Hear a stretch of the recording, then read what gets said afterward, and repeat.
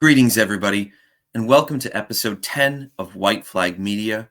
I'm your host, Dan, and this is a little bit of a different format from the typical episode, but I really wanted to do a quick summary for everybody. We're going to keep this episode under 15 minutes, as this is really just a summary of the episodes that we've done thus far with the intent to look back on White Flag Media on both YouTube and Rumble, but also to give a summary of current events, relevant points of research, and actions that we can do to unify together, as we don't always have to take the same path, but it is in the best interest of humanity to at least come together on a united front to stop participating with the criminals. The proper mechanism of law to do that is the white flag right now. But of course, what that represents, as we've gone through in prior episodes, is something that everybody ought to be able to get behind. So, item number one that we really should be covering is the spiritual protocols. And I will start off with an invocation, but just to give an idea of what is represented on the screen here. I'm not very good with technology, so the positioning isn't perfect, but this is a bit of a representation, if it resonates with people, for one of the protocols that we put forth in episode, I think it was episode 8 of White Flag Media. And this had to do with the Giza protocol and the crystal skull meditation. If you've never heard of the crystal skulls, I would highly recommend looking into them. The Anna Mitchell Hedges crystal skulls. It's really, really cool. For anybody that's consumed modern content, you can get an idea of what they are from the Indiana Jones fourth movie, Indiana Jones and the Crystal Skulls. But that's just a Hollywood version of something that is actually quite real and really, really cool. So we get into that a little bit in some previous episodes, specifically episodes 4, 7, and 8. 8 is where we really turn it on like a guided meditation. And for those who it resonates with, it's powerful stuff, and it's something that we're asked to do every day. Because with all the chaos that's going on in the world right now, it's incredibly important to stay centered as much as humanly possible. So that's really something that we can all actively do to help mitigate things. So I will start off with a quick invocation to set the tone. If you want, you can take a moment, close your eyes, or leave them open, whatever resonates with you. Take a deep breath and call upon the white light, the violet flame from the primary source. Place a circle of protection around us. Transmute anything that does not serve the light. Send all entities of lower and denser vibration back to their original place in space and evolutionary pace. Kaddish, Kaddish, Kaddish. 5, 4, 3, 2, 1. Now it is done. We know this, and we thank you.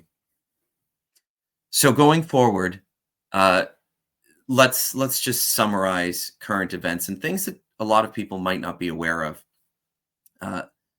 We're seeing a lot of things on the geopolitical level, but of course, remember that things on the spiritual level, inner world and off world, are far more energized and important than anything going on in the third dimensional geopolitical level right now. But we are coming up to a time of choice right now. And that choice usually comes in around the end of the month. And we all know what season it is right now.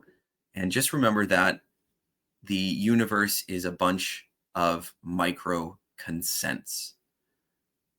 The actions that we do, the things that we choose to participate with, those things help to co-create the world that we live in. So the questions that you might want to ask yourself as you participate or not participate in whatever it is that you're doing would be a nice, simple thing. What are the actions you take to co-create the world that you want to live in? What are the actions you take to prevent the harms that you are aware of?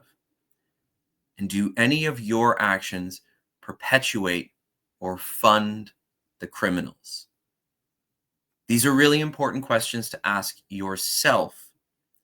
Don't worry about what the White Hats are doing or what the Earth Alliance is doing, because, of course, they're working in the right direction.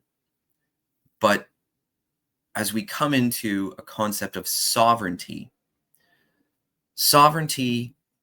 and inalienable rights, God-given rights, things that you're born into this world with, you might want to realize that they come with responsibilities as well. And each of those responsibilities, and whether you choose to fulfill them or not, is really between you and God, creator, source, whatever you want to label that. But they do have consequences. They have real world consequences and they have spiritual consequences.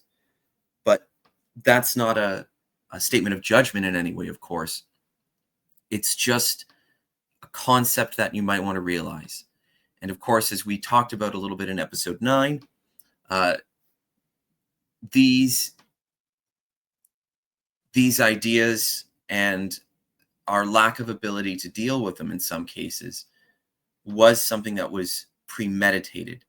The sovereign DNA codes were turned off. But to really, truly be sovereign, it means taking personal responsibility, but also getting to a point where your frequency can actually handle taking responsibility for others around you.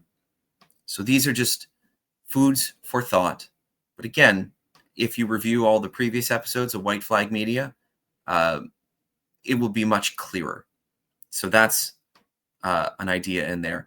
But of course, these are also supported by real laws. And these laws include things like Rome Statute Article 25, Law of War Manual Section 15.6, Law of War Manual Section 12.4. 12.4 is the white flag. The International Covenant on Civil and Political Rights clearly outlines duties to the community, right to self-determination. We do have the right to self-determination. It is suppressed by the deep state, but it is a God-given right. The lawyer's not going to stand on it for you, because their first responsibility is to the court. The military is working on our behalf, the positive military anyways.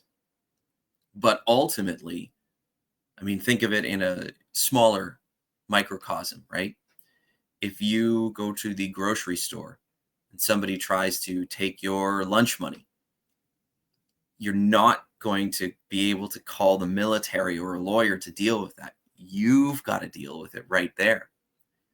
This is a situation where we are under attack. We do have resources and laws to be able to defend ourselves, but ultimately, the choice to use the tools of self-defense is up to us. Seeking remedy from the very individuals that brought us into this situation and that want to dictate how we seek remedy might just not make very logical sense. So these are some of the articles here. The first two, Rome Statute Article 25 and Law of War Manual Section 15.6, both talk about one's personal liability if you choose to participate. In a wartime situation, military law supersedes and is above civil law and all other forms of law. So in the Law of War Manual, section 15.6, what we're dealing with is the forfeiture of neutrality. It means you picked a side, right? You've engaged in combat. There are certain protections and rights afforded to neutral civilian non-combatants. It's not a citizen. It's somebody who is not engaged in combat. So if you fund or participate with or engage with one of the sides, you picked a side.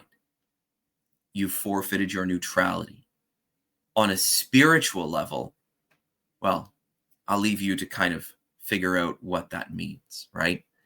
But one of the things that was really interesting, I engaged in a few conversations recently, and people kind of ask the questions of, well, what is law? Why do we need to study law? And doesn't intent matter? And all these things are true. But if one chooses to remain in ignorance, even if your intent is correct, you might actually end up causing harm as you do whatever you do. So let's say you go, oh, well, somebody's got a really nice lawsuit. I like the intent behind that, so I'm going to fund that lawsuit. But then you remain in ignorance of the fact that that court case actually funds the deep state, perpetuates the crime, and only serves the criminals. Unwittingly, you've actually caused harm, and you've put yourself in a state of personal liability. So these are things that if you choose to remain in ignorance, you can actually do more harm than good, despite what one's intent is. Now, one of the other things that we have spoken about plenty is the idea of a continuity of government. What is this white hat operation? What is this military operation? We've put it out there before, but we'll do it now, just for reference. But a continuity of government is a military situation that was set up to start to tear down the deep state and actually free humanity. Bring in a new financial system, make it so that we're no longer slaves. There will be disclosure amongst all of that. There will be, well, a better world than many ever thought possible. There are a lot of laws that were on the books that were put in place to be able to enact this situation for the benefit of humanity. If you want to get an idea of what that is, look at the screen here. That's a website that it is a start. It is not the be all end all. That's a good start to grasping the situation and what brought it about. It's not noise, right? There's no static there. It's a simple, this is this, this is this, this is this. This is how it was put into place. So that's something that you can look at there. One of the other things that we recommended doing, and I know I said that we're going to keep it under 15 minutes. We're almost done here, but we might go a little over 15 minutes. But we've said all that we have to do right now is put up the white flag and choose that as a stance. So for those who don't quite understand what's going on with that, all you have to do is go to www.tgpeacetreaty.com. There's a lot of information on there, but you will see The actual treaty itself, it's not a long document, but it's an important one. And you'll see how all of us can actually unify and demand that this treaty be acknowledged. We don't have to do it from within Canada. We can seek remedy outside of Canada because Canada's gone. It's too far gone. And frankly, Canada never existed in the first place. If you just hop on YouTube and watch the video, Canada's Flag, A History of Deception, on YouTube, you will actually get a really good idea of how this whole thing was a fraud to begin with. There is not remedy inside a fraudulent structure of something that never existed in the first place. You wave the Canadian flag, you consent to the fraud. It's as simple as that. But the white flag, which is actually mentioned in that video, is a signal for negotiation. Negotiate what? Accountability, reparations, redress, restitutions, redemption, and reclamation through the Truth Guardians Peace Treaty. You can keep whatever organization you have, you want, whatever. But the idea is there's reparations and remedy available for all victims of the hostile belligerents if we unify together with a white flag. It's so easy to get caught up in the madness and throw a country's flag on it. And then if you throw a country's flag on it, they can pit one country against another country. We see that happening in Toronto right now. We see that happening in protests across the world. Get the flags out of it and just be neutral. Start again. Stop participating. But all of this evidence, the treaty, the grand jury summary, which has more evidence on it, and it's been put on the record, so we've proven that the judiciary is unwilling and unable to perform their duties, which is Law of War Manual, section 11.10.1, so they can be held accountable too. We've proven that the police won't do their job. We've proven that the government won't do their job. So now we can seek remedy outside of that structure because we've already done the work. We've put everything in there to the Secretary of War, to the Director of the FBI, to the Attorney General, to the head of the Trump Organization, and other military contacts and installations. This is a military situation. The remedy will come through military law. We've already done it. It's already in. So now the visual just needs to be seen. Stop participating and choose sovereignty if you want. The other choice is to consent to what is going on. That's it. Plain and simple. It's one thing or the other thing. There's not much of a middle ground left, especially as we know what we know.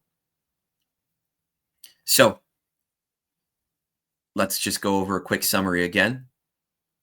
The evidence and actions and grand jury summary can be found at tgpeacetreaty.com. Rome Statute Article 25, Law of War Manual Section 15.6, Law of War Manual Section 12.4. That's the white flag. Many have said that the white flag means surrender. Of course, it doesn't. It never did. You can negotiate the terms of surrender, but the key word there is negotiate. Start to learn the international covenants and treaties a little bit. It's not difficult language, but an important one is the International Covenant on Civil and Political Rights. We see that there are duties to the community, right to self-determination. If you want to dig even farther, you can actually get into the common law and what law is actually supposed to look like, natural law and those kinds of things. It's where we're going. A lot of it is already activated, but it's easier to grasp those concepts from actually seeing what's been put into place for us to defend ourselves. Researching Canada's flag, A History of Deception. It's a video on YouTube, not difficult to do. Getting an idea of what a continuity of government is on the documents.info. Going through our previous episodes of White Flag Media on YouTube and Rumble. The spiritual protocols and protections are found on episode 4, 7, and 8. And then a final thought for you. What are the actions you take to co-create the world that you want to live in? What are the actions you take to prevent the harms? Do any of your actions perpetuate or fund the criminals? Questions? Thoughts? Current events? Well, take a look around, but start looking into the Substack of Sam Cooper. He's got a really, really good Substack called The Bureau. And you get to see a lot of what's going on right now. Another one that you can take a look at, which is a really, really good resource, is Promethean News on YouTube. Okay? Promethean News is another one that is quite good at getting the third dimensional realities that are happening right now and getting a sense of what is being done for our benefit. These are some really good resources that help to get a handle on current events and starting to connect the dots. But even lawyers like Sean Buckley are starting to dismantle the illusion of Canada and the illusion of thinking that we have a sovereign nation here. We never did, and we don't. But when the lawyers are starting to go, oh, hey, this doesn't exist. And then they say, well, hey, we can still go to court. The logic starts to fall apart. But the general information, the basic message is very, very legitimate. So as you make some considerations, food for thought, reflect, ask yourself if it resonates with you. The questions that we put out earlier. And if you want to know how you can take steps on whatever level, just go back and look at the prior episodes of White Flag Media. Get a sense of what's going on. We've put many links in the descriptions of each of those videos. Some are to the protocols. Some are links to even more information. And of course, you'll find a lot of links and links and links on the TG Peace Treaty website. Thank you very much for tuning in on this episode, for your considerations and reflections. And just remember, every day is the way, and the way is every day. Adonai, everybody.